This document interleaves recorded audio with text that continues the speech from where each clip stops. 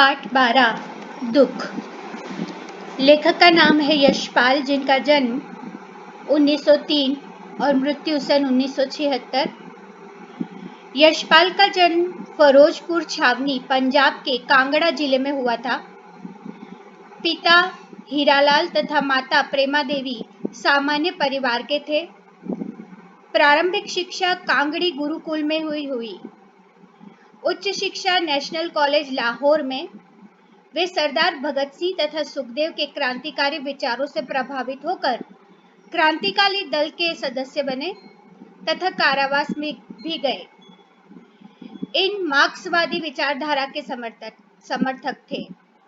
यशपाल एक सफल उपन्यासकार तथा कहानीकार है। देशद्रोही, दादा कामरेड, दिव्या, अमिता, झूठा सच आदि उनके प्रसिद्ध उपन्यास हैं। इसके अतिरिक्त उन्होंने कुछ कहानी संग्रह भी लिखे, जिनके नाम इस प्रकार है: ज्ञानदान, अभिशप्त, भस्मावृत, चिंगारी, पिंजरे की उड़ान, उत्तम की मां, फूलों का कुत्ता, तर्क का तूफान। उल्लेखनीय कृतियों में समावेश हुआ है न्याय का संघर्ष, देखा सोचा समझा, सिंहावलोकन। ये सारी निबंध कृतियां हैं। यशपाल जी को देव पुरस्कार, सोवियत लैंड नेहरू पुरस्कार तथा भारत सरकार का पद्म भूषण सम्मान भी प्राप्त हुआ है। प्रस्तुत कहानी दुख अपनी ठोस यथार्थवादी रचना, सच्ची रचना पर, यथार्थ मतलब सत्य चीज पर रची गई ये पाठ, इस पाठ में जो कहानी है वो बहुत ही प्रचलित है। इनमें एक और अभावग्रस्त लोगों की दारुण गरीबी का यथार्थ चित्र है। आर्थिक विपन्नता के कारण बेहाल बेबस परिवार की हृदय विदारक कंगाली का वर्णन है। तो दूसरी तरफ उच्च मध्यम वर्गीय परिवार की औरत सब कुछ होते हुए भी संतुष्ट न होकर अपने आप को दुखी समझती है। दोनों ओर की दुख भरी परिस्थितियों की तुलनाकार कहानी का नायक है। यशपाल जी ने ये जो दुख नाम की कहानी लिखी है, जिसमें दुख सच में किसे माना जा सके ये तुम पर है। वैसे लेखक ने जो ये पाठ में नायक है, उसने सच्चा दुख किसे कहेंगे इस व्याख्या को बड़ी बाखूबी से दर्शाया है। तो आइए पाठ शुरू करते हैं। जिसे मनुष्य सर्वापेक्षा मतलब सर्व अपेक्षा अपना समझ के भरोसा करता है, जब उसी से अपमान और तिरस्कार प्राप्त हो, तब मन वितृष्णा से भर जाता है, एकदम मर जाने की इच्छा होने लगती है। इसे शब्दों में बता सकना संभव नहीं है। अपने लोगों द्वारा अगर हमें अपमान मिले, बार बार अपमान मिले, तिरस्कार मिले, तो ऐसे में हमें मर जाने की इच्छा हो जाती है, ऐसा लेखक कहते हैं। अब नायक का नाम है दिलीप। दिलीप ने उसकी पत्नी हेमा को पूर्ण स्वतंत्रता दी थी। वह उसका कितना आदर करता था, कितनी आंतरिकता से वह उसके प्रति श्रुणुक्त था। बहुत से लोग इसे अति कहेंगे। इस पर भी जब वह हेमा को संतुष्ट न कर सका, तो हेमा केवल दिलीप के उसकी सहेली के साथ सिनेमा देखाने के कारण दिन भर रूठी रहकर दूसरे ही दिन मां के घर चली गई। जब दिलीप हेमा की सहेली के साथ सिनेमा देखाया तो नाराज हो गई हेमा। वैसे दिलीप हेमा का बहुत आदर करता था, और कभी कभी यह आदर की इतनी अतिशयोक्ति थी कि लोग इसे अति कहते थे। हर स्वतंत्रता हेमा को दी गई थी दिलीप के द्वारा, लेकिन केवल दिलीप की एक गलती कि वह हेमा की सहेली के साथ सिनेमा देखाया। इस कारण पूरे दिन वह रूठी रही और दूसरे ही दिन अपने मां के घर चली जाती है। तब दिलीप के मन में क्षोभ का अंत न रहा, मतलब बहुत क्षोभ हुआ। सितंबर का अंतिम सप्ताह था। वर्षा की ऋतु बीत जाने पर भी दिन भर पानी बरसता रहा। दिलीप बैठक की खिड़की और दरवाजों पर पर्दे डाले बैठा था। वितृष्णा और ग्लानि में समय स्वयं यातना बन जाता है। यातना मतलब दुख बन जाता है। एक मिनट गुजारना मुश्किल हो जाता है। समय को बीतता न देख दिलीप खींच कर सो जाने का यत्न मतलब प्रयत्न करने लगा। इसी समय जीने पर से छोटे भाई के धम धम कर, जीना मतलब सीढ़ी पर से छोटे भाई के धम धम कर उतरते चले आने का शब्द सुनाई दी, आवाज सुनाई दी। अलसाई हुई आंख को आधा खोल उसने दरवाजे की ओर देखा। दिलीप ने छोटे भाई ने पर्दे को हटाकर पूछा, भाई जी आपको कहीं जाना ना हो तो मैं मोटरसाइकिल ले जाऊं? इस विघ्न से शीघ्र छुटकारा पाने के लिए, इस विघ्न मतलब जो छोटा भाई आया था उसकी बात को टालने के लिए, उसकी बात से खुद नाराज है, तो इस समय वह किसी से बात करना तक नहीं चाहता।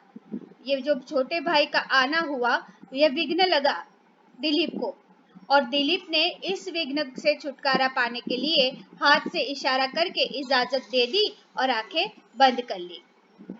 दीवार पर टंगे क्लॉक ने कमरे को गुंजाते हुए 6 बज जाने की सूचना दी, मतलब उस समय 6 बजे थे। दिलीप को अनुभव हुआ क्या देह यों ही कैद में पड़ा रहेगा, मतलब अब अपने आप के देह मतलब शरीर के बारे में सोच रहा है कि मैं अभी यहीं पड़ा रहूंगा कैदी की भांति। उठकर खिड़की का पर्दा हटाकर देखा कि बारिश थम गई थी। अब उसे दूसरा भय हुआ, कोई भी बैठेगा और अप्रिय चर्चा चला देगा। घर का कोई भी आके पूछा करेगा हेमा के बारे में और फिर चर्चा बढ़ जाएगी। इससे अच्छा वह उठा, अब भाई की साइकिल ले ली, गली के कीचड़ से बचता हुआ और उससे अधिक लोगों की निगाह से छिपता हुआ वह मोरी दरवाजे से बाहर निकल शहर की पुरानी फसील के बाग से होता हुआ मिंटो पार्क जा पहुंचा। कहाँ जा पहुंचा बेटा? मिंटो पार्क जाकर वह बैठ गया। उस लंबे चौड़े मैदान में पानी से भरी घास पर पछुआ के तेज झोंकों से ठिठुरने के लिए उस समय कौन आता, मतलब वह निर्जन था, वहां कोई भी नहीं था।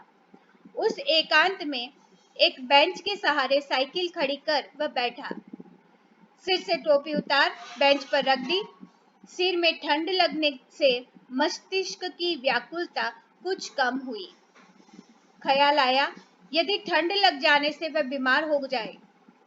अब देखो, जब हमारा दिल नाराज होता है, हम खुद से नाराज होते हैं, तो अपने आप को मारने की कोशिश में जुट जाते हैं, और फिर अपने लोगों को जब खुद मर जाएंगे तो कितना दुख लगेगा, ये बातें हम सोचने लग जाते हैं। ऐसा ही कुछ दिलीप ने सोचा कि मुझे ठंड लग जाएगी, तब मैं बीमार हो जाऊंगा, तब मेरी हालत खराब हो जाएगी और एक शहीद की तरह यह सारी चीजें, यह यातना मैं सहने लग जाऊंगा। ख्याल आया यदि ठंड लग जाने से वह बीमार हो जाए, उसकी हालत खराब हो जाए, तो वह चुपचाप शहीद की तरह अपने दुख को अकेला सहेगा, किसी को अपने दुख का भाग लेने के लिए नहीं बुलाएगा। एक दिन मृत्यु दबे पांव आएगी और उसके रोग के कारण हृदय की व्यथा और रोग को ले उसके सिर पर सांत्वना का हाथ फेर उसे शांत कर चली जाएगी, मतलब मृत्यु हो जाएगी उसकी। उस दिन जो लोग रोने बैठेंगे उसमें हेमा भी होगी। उस दिन उसे खोकर हेमा अपने नुकसान का अंदाजा कर अपने व्यवहार के लिए पछताएगी, यही बदला होगा। दिलीप ने चुपचाप दुख सहते जाने का विचार कर उसने संतोष का एक दीर्घ निश्वास लिया। करवट बदल ठंडी हवा खाने के लिए वह बैठ गया। समीप 3 फरलांग एक दूर मुख्य रेलवे लाइन से कितनी ही गाड़ियां गुजर रही थी। गाड़ियां गुजर चुकी थी, उधर दिलीप का ध्यान न गया था। अब जब फ्रंटियर मेल तूफान तीव्र वेग से कोलाहल करती हुई गुजरी तो दिलीप ने उस ओर देखा। लगातार फर्स्ट और सेकंड के डिब्बों से निकलने वाले तीव्र प्रकाश से वह समझ गया कि फ्रंटियर मेल जा रही है। 9:30 बज गए। स्वयं सहे अन्याय के प्रतिकार की एक संभावना देखकर उसका मन हल्का हो गया। वह लौटने के लिए उठा। शरीर में कुछ शैथिल्य बाकी रहने के कारण साइकिल पर न चढ़ वह पैदल पैदल बागो बाग बादशाही मस्जिद से टकसाली दरवाजे और टकसाली से भाटी दरवाजे पहुंचा। मार्ग में शायद ही कोई व्यक्ति उसे दिखाई दिया हो। सड़क किनारे स्तब्ध खड़े बिजली के लैंप निष्काम और निर्विकार भाव से अपना प्रकाश सड़क पर डाल रहे थे। मनुष्य के अभाव की कुछ भी परवाह न कर लाखों पतंगे गोले बांध बांध कर इन लैंपों के चारों ओर नृत्य कर रहे थे। देखिए यहाँ पे यशपाल जी ने जो शब्द चित्र हमारे सामने दर्शाया है, आज दिलीप दुखी है। जब हम दुखी होते हैं तो हमें वातावरण भी इतना दुखी ही नजर आता है, लेकिन यहाँ सड़क पर भी कोई निर्जन, कोई दिखाई नहीं दे रहा था। पूरी सड़क खाली थी और जैसे सड़क पर खड़े बिजली के लैंप भी निष्काम भाव से, निर्विकार भाव से, जिसमें कोई विकार नहीं है, कोई काम नहीं है, निष्काम भाव से प्रकाश फैला रहे थे। उन्हें कोई मनुष्य की परवाही ना हो और उस पर बंधी हुई पतंगे गोल गोल अपनी लैंपों की ओर चारों ओर नृत्य कर रही हो, ऐसा भाव लेखक दिखाना चाहता है। जगत के ये अद्भुत नमूने थे। प्रत्येक पतंगा एक नक्षत्र की भांति अपने मार्ग पर चक्कर काट रहा था। कोई छोटा, कोई बड़ा दायरा बना रहा था। कोई दाएं, कोई बाएं, कोई आगे, कोई विपरीत गति में निरंतर चक्कर काटते जा रहे थे। कोई किसी से टकराता नहीं, किसी को किसी की पड़ी नहीं। यह बात बताने की कोशिश की गई है कि निर्जीव चीजें सजीव चीजों की तरफ कोई भी प्रकार का टकराव महसूस नहीं कर रही है। अपनी गति से समय कटता जा रहा है। वीरानी चारों ओर दर्शाई जा रही है। बिजली के खंभे जैसे थे वैसे त्यों की त्यों खड़े हैं। आज दुख का पहाड़ दिलीप पर टूटा है, ऐसा बताने की कोशिश की जा रही है।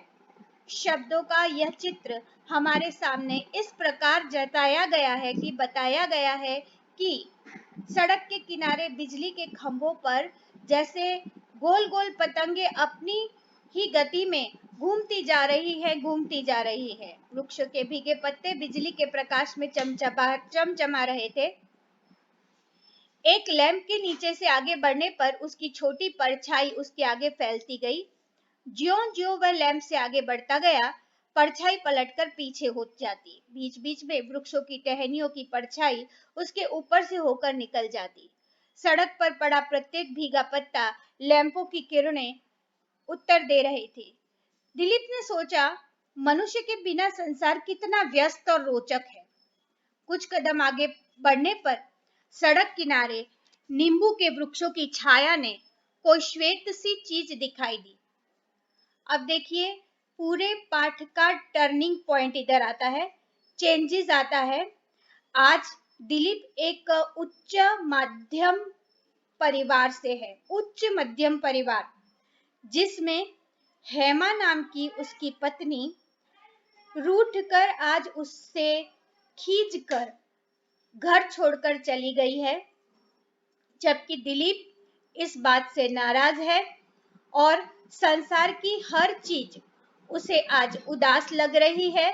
यहाँ तक दिलीप सोच लेता है कि अगर वह इस ठंड के कारण मर जाएगा, तब हेमा को पता चलेगा कि उसने कौन सी बड़ी गलती कर दी है। देखिए उच्च मध्यम परिवार का यह था दुख। अब पाठ का एकदम टर्निंग पॉइंट देखेंगे। कुछ कदम आगे बढ़कर सड़क के किनारे नींबू के वृक्ष की छाया कोई श्वेत सी चीज दिखाई दी। कुछ और बढ़ने पर मालूम हुआ कोई छोटा सा लड़का सफेद कुर्ता पायजामा पहने एक थाली सामने रखे हुए कुछ बेच रहा है। बचपन में गली मोहल्ले के लड़कों के साथ उसने अक्सर खोमचे वाले से सौदा खरीद कर खाया था। अब वह इन बातों को भूल चुका था, क्योंकि अब वह उच्च मध्यम परिवार में था। खोमचे वाले से सौदा खरीदना उसकी रेपुटेशन में थोड़ा बुराई लगाता था, रेपुटेशन खराब करने वाला समझ रहा था वो अपने आप को। तो खोमचे वाले से सौदा खरीदना उसके लिए अब पुरानी चीज हो गई थी। इस सर्दी में इस सुनसान सड़क पर जहां कोई आने वाला नहीं था, ये खोमचा बेचने वाला कैसे बैठा है, ये प्रश्न उसके दिमाग में आया। खोमचे वाले से क्षुद्र शरीर और आयु से भी उसका ध्यान आकर्षित हुआ।